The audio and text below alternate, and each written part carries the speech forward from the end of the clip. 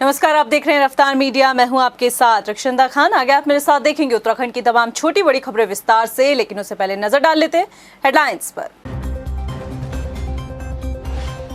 CM Dhami के दिल्ली दौरे के बाद उत्तराखंड में सियासी चर्चाओं का बाजार गर्म। भर्ती घोटाले को लेकर हाईकमान को दे सकते हैं फीडबैक। केंद्रीय मंत्रियों से भी मुलाकात का कार्यक्रम। पीसीसी सदस्यों की लिस्ट को लेकर कांग्रेस में पनपा अंदरूनी विवाद। प्रीतम सिंह के बेटे के इस्तीफा देने के बाद खुलकर सामने आई नाराजगी। अनुभवी दिग्गजों को भी अनदेखी की गई। विधानसभा में हुई नियुक्तियों को लेकर नए राज से उठा पर्दा। इसी साल मार्च में हुई भर्ती परीक्षा का दागी कंपनी आरएमएस को सौंपा था जिम्मा। 32 पदों के लिए थी परीक्षाएं। और तेजी से फैल रहा लंपी वायरस को लेकर पशुपालन विभाग सतर्क। दून में करीब 36,000 पशुओं को लगी गोट पॉक्स वैक्सीन। आवारा संक्रमित पशुओं का भी इलाज। हेडलाइंस के बाद बुलेटिन में खबरें विस्तार से। और बात सबसे पहले सीएम पुष्कर सिंह धामी की। मुख्यमंत्री पुष्कर सिंह धामी दिल्ली दौरे पर हैं और सीएम धामी के दिल्ली दौरे को लेकर उत्तराखंड सियासत में चर्चाओं का बाजार भी गरमाया हुआ है। बीजेपी प्रदेश उपाध्यक्ष देवेंद्र भसीन का कहना है कि मुख्यमंत्री पुष्कर सिंह धामी दिल्ली दौरे में हैं और मुख्यमंत्री का कई केंद्रीय नेताओं के साथ राज्य हित के मुद्दे पर मुलाकात भी चर्चा में है। उन्होंने कहा कि मुख्यमंत्री पुष्कर सिंह धामी जब भी दिल्ली जाते हैं तो वो उत्तराखंड के लिए कोई ना कोई सौगात लेकर वापस आते हैं। हालांकि सीएम धामी के इस दौरे को भर्ती घोटालों के साथ जोड़कर देखा जा रहा है। सूत्रों की माने तो सीएम धामी केंद्रीय नेतृत्व के सामने भर्ती घोटालों को लेकर अपना फीडबैक देंगे। देखिए, माननीय मुख्यमंत्री जी दिल्ली जाते रहते हैं और अपने दिल्ली दौरे में वे हमारे केंद्र के मंत्रियों से मिलते हैं, संगठन के बड़े नेताओं से मिलते हैं और विभिन्न अवसरों पर उनकी मुलाकात माननीय प्रधानमंत्री जी से भी होती है। और हर बार जब भी जाते हैं तो प्रदेश के हित के लिए कोई ना कोई बात करके और आश्वासन लेकर के या किसी प्रकार की घोषणा लेकर के आते हैं। इस बार भी जो उनका दौरा है वे विकास से भी जुड़ा हुआ है और कुछ संगठनात्मक बिंदु भी हो सकते हैं। तो ऐसे में निश्चित तौर पर उनका दौरा महत्वपूर्ण है। महीनों मंथन के बाद जारी कांग्रेस की पीसीसी सदस्यों की जो लिस्ट है वो अब विवाद का कारण बनती जा रही है। पीसीसी में शामिल किए गए पूर्व नेता प्रतिपक्ष और वर्तमान विधायक प्रीतम सिंह के बेटे अभिषेक सिंह ने पीसीसी की सदस्यता से इस्तीफा दे दिया है। अभिषेक के दिए गए इस्तीफे से इस बात की तस्दीक होती है कि कांग्रेस में सब कुछ ठीक नहीं है। और आखिर ये नौबत क्यों आई, आइए आपको अपनी इस रिपोर्ट में दिखाते हैं। लंबी जद्दोजहद के बाद जारी हुई कांग्रेस की पीसीसी सदस्यों की लिस्ट जगजाहिर होते ही कांग्रेस में अंदरूनी कलह एक बार फिर हावी होता दिखाई दे रहा है। असल में ये विवाद पूर्व नेता प्रतिपक्ष और चक्राता से मौजूदा विधायक प्रीतम सिंह के बेटे अभिषेक सिंह के इस्तीफे से पनपा है।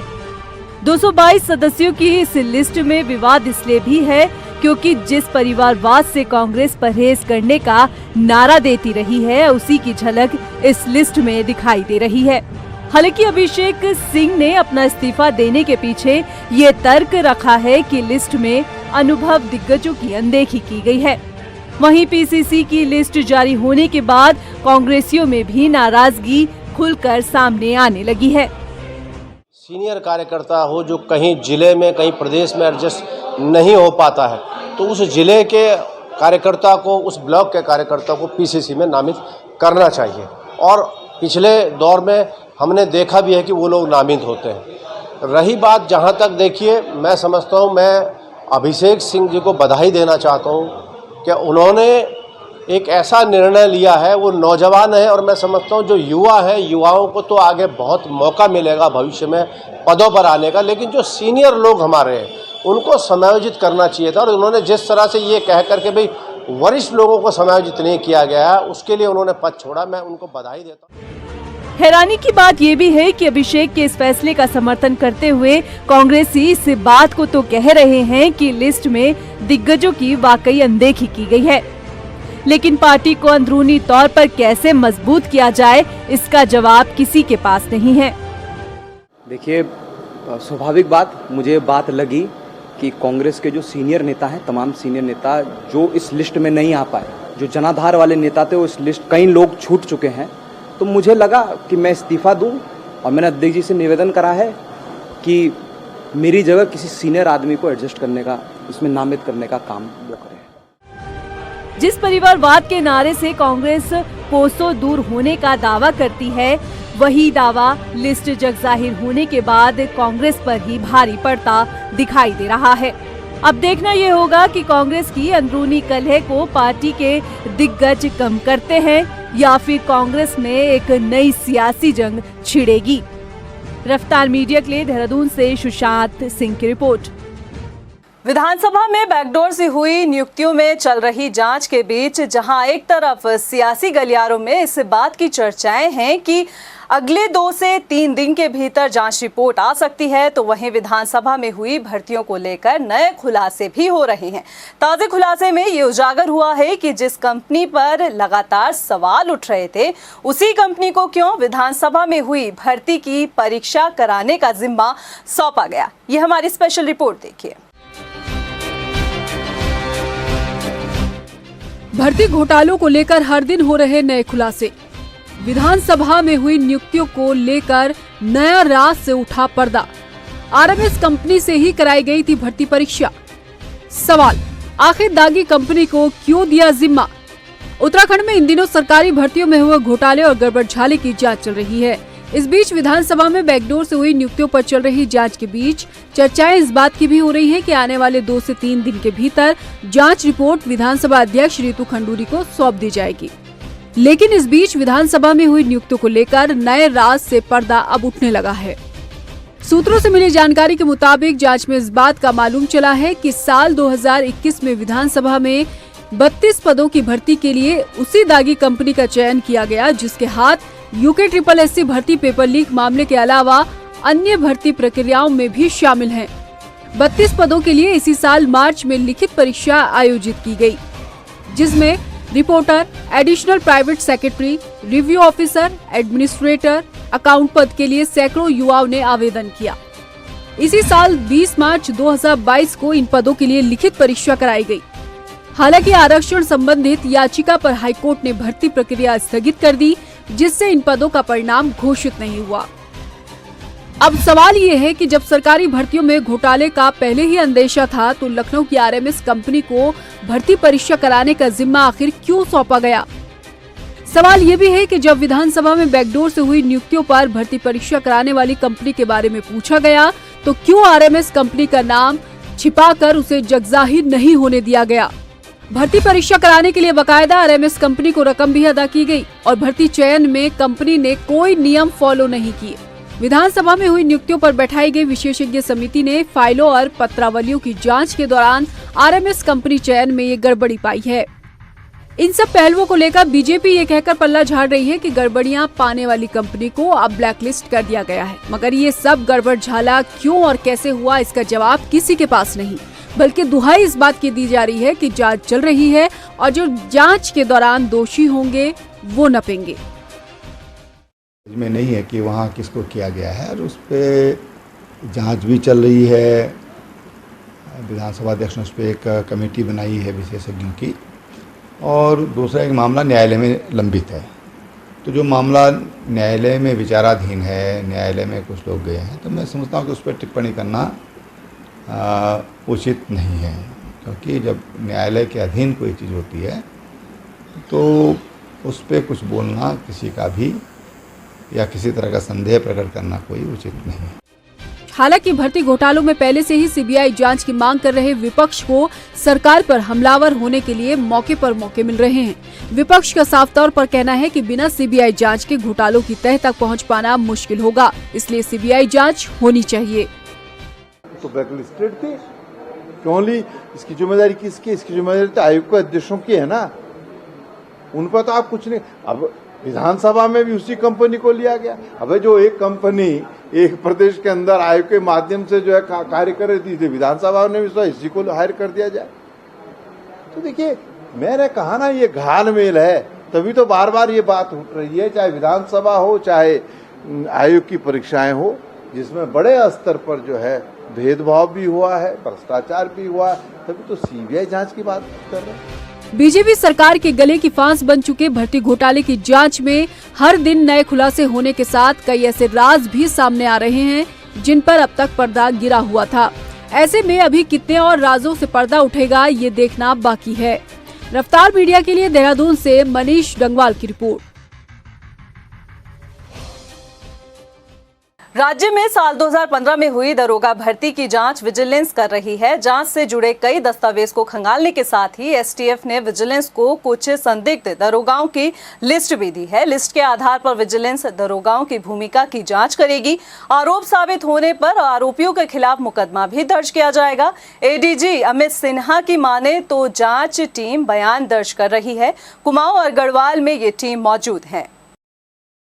देखिए, जांच में जितने लोगों के बयान हो रहे हैं वो कर रहे हैं। हम लोग डॉक्यूमेंट्स जो कलेक्ट कर सकते हैं वो भी कर रहे हैं। टीम एनालिसिस कर रही है। इसमें गढ़वाल कुमाऊं दोनों सेक्टर की टीम लगी हुई है और जल्दी ही इसमें हम किसी रिजल्ट पहुंचेंगे। उत्तराखंड अधीनस्थ सेवा चयन आयोग पेपर लीक मामले में गिरफ्तार आरोपियों की संपत्ति की जांच ईडी से कराने की मांग हो रही है। कांग्रेस पार्टी के युवा मोर्चा कार्यकर्ता ईडी कार्यालय पहुंचे, जहां ईडी कार्यालय के गेट नहीं खोलने पर कार्यकर्ताओं ने गेट का ताला तोड़ डाला और फिर ईडी कार्यालय के अंदर धरना प्रदर्शन किया, जिसके बाद अपनी मांगों को लेकर ईडी को ज्ञापन भी सौंपा। यूके SSSC में लगातार जो अपराधी पाए जा रहे हैं, उन अपराधियों पे अकूत संपत्ति होने की जानकारी मिली है। किसी के बड़े बड़े स्टोन क्रेशर है, किसी के बड़े बड़े होटल है, कोई आलीशान बंगलों में रह रहा है, कोई आलीशान घर बना के महंगे महंगे पॉश इलाकों में रह रहा है। आज हम ज्ञापन के माध्यम से ईडी के अधिकारी को बताना चाहते हैं कि आप एक संवैधानिक संस्था हैं, एक स्वतंत्र संस्था है। आप ऐसे अपराधियों की जांच कराइए जिसने प्रदेश के युवाओं के भविष्य को बेचने का काम किया। उत्तराखंड के कुमाऊं में भी अब ई बीट पुलिसिंग की शुरुआत होने जा रही है। अब तक मैनुअल तरीके से बीट पुलिसिंग करने वाली कुमाऊं पुलिस अब हाईटेक तरीके से पुलिसिंग करेगी। डीआईजी नीलेश आनंद भड़े ने बताया है कि कुमाऊं में अब पुलिस को हाईटेक करने के लिए बीट पुलिस को भी इंटरनेट से जोड़ा जाएगा, जिसके लिए न सिर्फ सिपाहियों को प्रशिक्षण दिया जाएगा बल्कि उनको सरकारी मोबाइल और सिम भी दिए जाएंगे। अब तक जो बीट पुलिसकर्मी जानकारियों को डायरी में नोट किया करते थे, उसे मोबाइल में नोट करेंगे। एक बीट बुक ट्रांसफ़र होता है तो बीट अपने साथ किताब लेके जाता है वो, तो अब ये जब उसके मोबाइल में वो रजिस्ट्रेशन करेगा, बीट अलॉट होगा, तो वो डाटा हमेशा डिजिटली फॉर्म में रहेगा। ये जो भी हमारा उसने क्या कार्रवाई करी, कितनी 107/16 हुई, उसके द्वारा क्या चालान किया गया, कि उसकी पर्सनल कितनी उसने क्या वर्क किया, तो ये उसका भी रहेगा, हमेशा रहेगा, हमेशा के लिए सेव रहेगा डिजिटल फॉर्म में। तो ये एक नई व्यवस्था है। तो इसमें अभी ये चालू होने लग गई है। लोगों को जो है वो आईडी पासवर्ड मिल गए, लोग अपने मोबाइल में डाउनलोड भी कर रहे हैं। तो प्रायोगिक तौर पे जो है ये कुमाऊं मंडल में जो है ये शुरू हो गई है व्यवस्था। देहरादून में एलआईसी सुप्रीम कोर्ट से केस जीतने के बाद कनॉट प्लेस के टूटने का इंतजार कर रही है। बता दें कि राज्य में फोर्स की कमी की वजह से पुलिस प्रशासन को समय लग रहा है। एलआईसी ने फोर्स के लिए फीस भी जमा कर दी है और इस बीच राजधानी देहरादून में मैच आयोजित होने हैं, जिस वजह से पुलिस प्रशासन 21 सितंबर के बाद बिल्डिंग पर बुलडोजर चलवाएगा। 21 तारीख को डेट बाद में फिक्स किया था, लेकिन 21 तारीख को संभव नहीं हो पाएगा क्योंकि क्रिकेट मैच है और इसमें बेसिकली पुलिस का कुछ नहीं है। इसमें डीएम साहब की तरफ से कोई मजिस्ट्रेट नियुक्त होता है और उनकी देख रेख में वो भी जो भी खाली करने की कार्रवाई वो की जाएगी सुप्रीम कोर्ट के गाइडलाइंस के हिसाब से। और जो भी आंकलन फोर्स का था उन्होंने पेमेंट कर दिया है और जिस स्थिति को जो है वो उसको खाली कराने की डिक्लेयर हो जाएगा, सुनिश्चित हो जाएगा, उस दिन हम उनको फोर्स करा देंगे। यहाँ हम रुकते छोटे से ब्रेक ले, जल्द हाजिर होंगे कुछ और खबरों के साथ।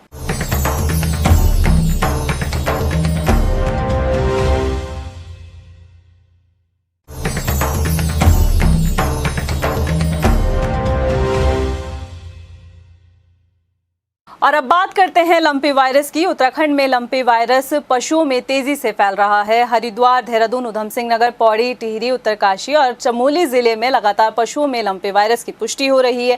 देहरादून से अब तक करीब लंपी वायरस के 4603 मामले सामने आ गए हैं और 77 पशुओं की मौत भी हो चुकी है। पशु चिकित्सा अधिकारी की माने तो लंपी वायरस से ग्रस्त पशुओं के सही होने की रिकवरी काफी अधिक बढ़ गई है और अब तक करीब 2100 पशु रिकवर भी हो गए हैं।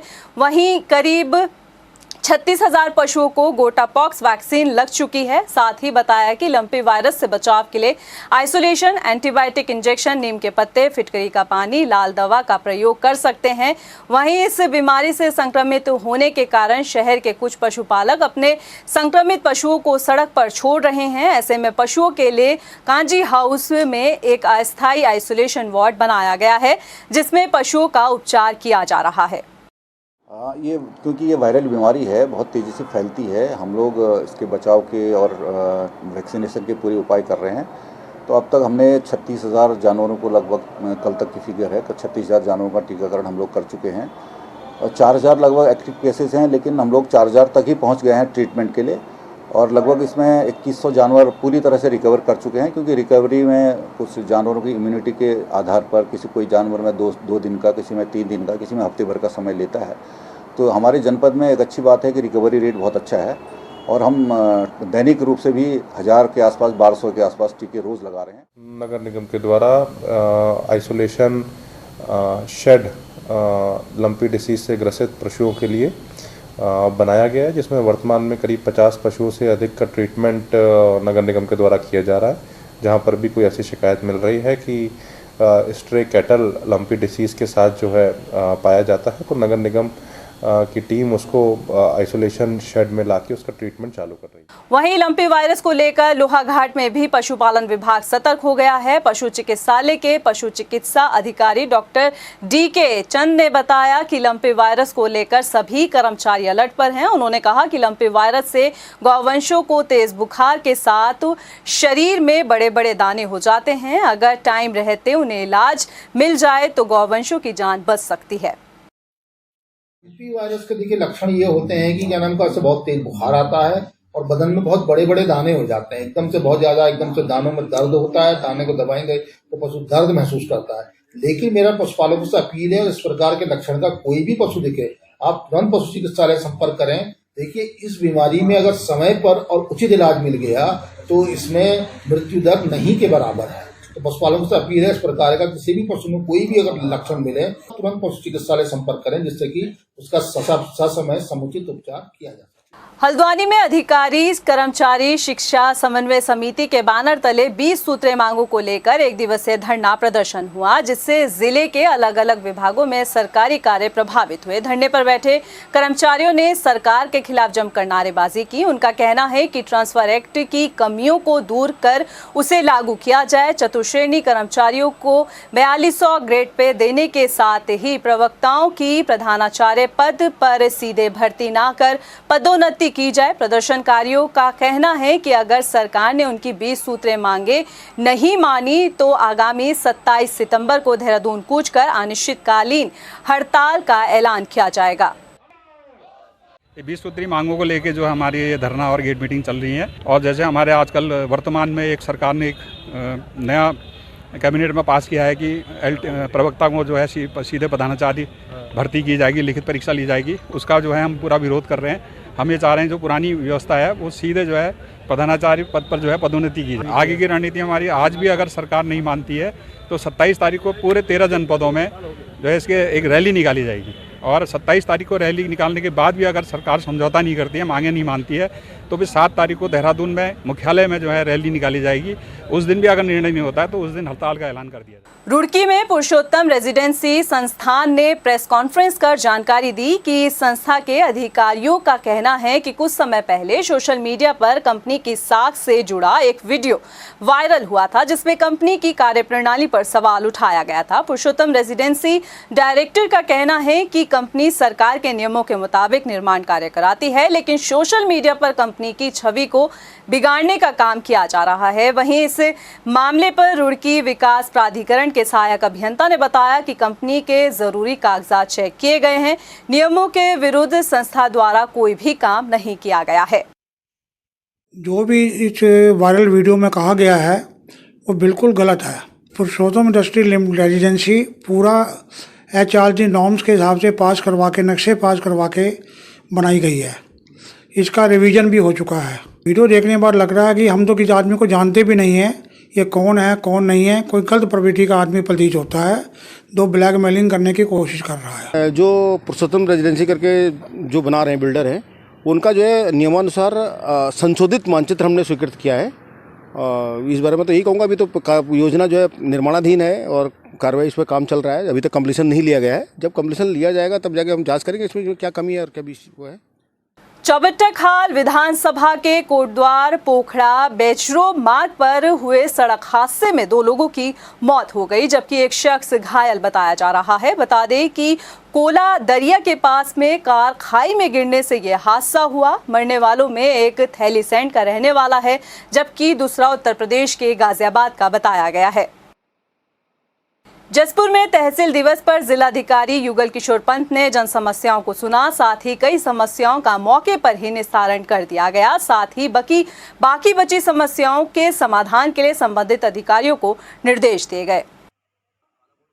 जो मुख्य एप्लीकेशन आ रही है वो चक रोडों को खुलवाने के संबंध में, या नहरों में अतिक्रमण हो रखा है, नहरों की पटरियों में अतिक्रमण हो रखा है, उसको खुलवाने के चक्कर में, और कई दाखा के प्रकरण हैं जो अभी पेंडिंग पड़े हुए हैं, उसके संबंध में आ रही है। बाजपुर में प्रशासन ने अवैध खनन के खिलाफ चेक इन अभियान चलाया। इस अभियान के तहत 16 वाहनों को सीज भी किया गया। वहीं प्रशासन की कार्रवाई के डर के चलते कई वाहन चालक मौके से वाहन छोड़कर फरार हो गए। फरार हुए चालकों के वाहन पर आरटीओ ने चालानी कार्रवाई की। लगातार शिकायतें मिल रही थी कि इस समय चूंकि प्रतिबंधित भी है और जो क्रेशर के मटेरियल हैं या आरबीएम ओवरलोड यहाँ से बरेली या अन्य स्थानों पे जा रहे हैं, तो उसको दृष्टिगत रखते हुए जिलाधिकारी महोदय के निर्देश भी थे, तो हम लोग अभियान चलाए हुए हैं। इसी के क्रम में कल रात को एडीएम साहब के नेतृत्व में अभियान चलाया गया और यहाँ लगभग 1.5 दर्जन गाड़ियाँ पकड़ी गई थी। तो जो इस समय ओवरलोड पाई जा रही है उसमें नियमानुसार कार्रवाई की जा रही है। फिलहाल के लिए इस बुलेटिन में इतना ही। मुझे दे इजाजत, लेकिन चलते चलते नजर डाल लेते हैं हेडलाइंस पर। नमस्कार। सीएम धामी के दिल्ली दौरे के बाद उत्तराखंड में सियासी चर्चाओं का बाजार गर्म। भर्ती घोटाले को लेकर हाईकमान को दे सकते हैं फीडबैक। केंद्रीय मंत्रियों से भी मुलाकात का कार्यक्रम। पीसीसी सदस्यों की लिस्ट को लेकर कांग्रेस में पनपा अंदरूनी विवाद। प्रीतम सिंह के बेटे के इस्तीफा देने के बाद खुलकर सामने आई नाराजगी। अनुभवी दिग्गजों को भी अनदेखी की गई।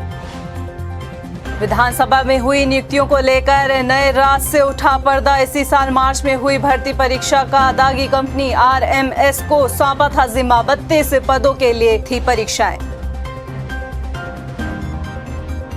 और तेजी से फैल रहा लंपी वायरस को लेकर पशुपालन विभाग सतर्क। दून में करीब 36,000 पशुओं को लगी गोट पॉक्स वैक्सीन। आवारा संक्रमित पशुओं का भी इलाज।